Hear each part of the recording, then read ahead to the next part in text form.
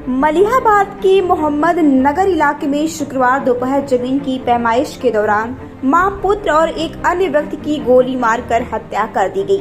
Firing के दौरान गोली लगने से महिला के पति भी घायल हो गए। हत्या का आरोप मृतक महिला के सगे चाचा पर लगा है। फिलहाल पुलिस के अधिकारी मौके पर मौजूद हैं और छानबीन की जा रही है। वहीं इस पूरे प्रकरण में लखनऊ के डीएम का बड़ा बयान आया है। सुनिए उन्होंने क्या कुछ कहा। हुआ है क्या प्राइमरी इन्वेस्टिगेशन में आपके सामने आया, गलती किसकी रही, पैमाइश से क्योंकि शुरुआत हुई?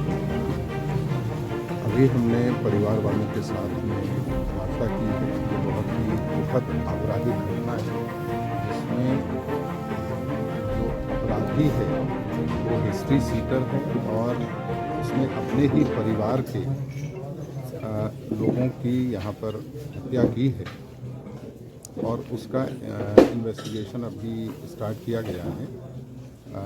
जो प्रश्न आ रहा था कि इसमें इन लोगों के बीच में क्या विवाद है, इसके संबंध में हमने अभी परिवार से पूरी बात की है। उनका कहना ये है कि ज़मीन संबंधी ये दोनों सगे भाई हैं।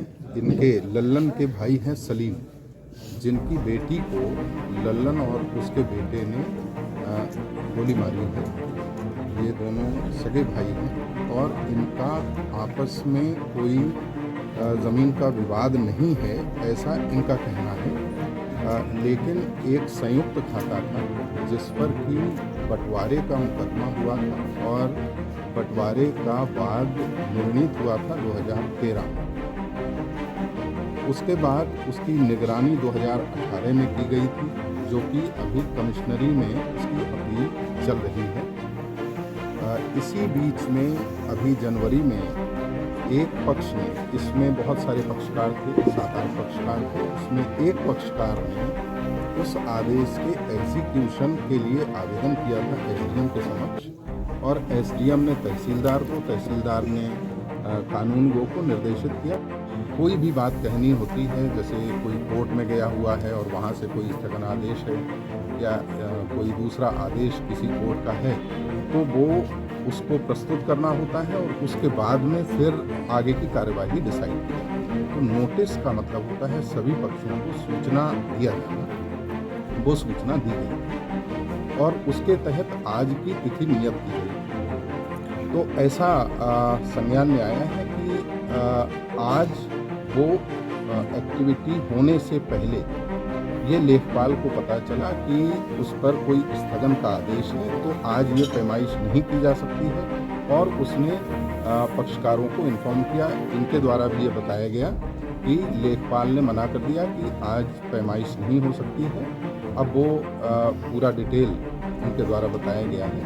तो ऐसी स्थितियों में जब विवाद होता है या किसी भी कोर्ट का स्थगन आदेश होता है तो उस कार्यवाही को रोक दिया जाता है। नोटिस के बाद में चूंकि सभी पक्षों को पता लगता है तो वो सभी अपनी बात बताते हैं। इसके बाद ये वहाँ से चले आए थे और इनके पीछे पीछे जो अपराधी थे वो इन्हीं के सगे भाई थे और वो इनके पीछे पीछे आए यहाँ पर। और यहाँ घर पहुँचने के बाद उनका सीसीटीवी फुटेज अभी पुलिस के लिए मिला है।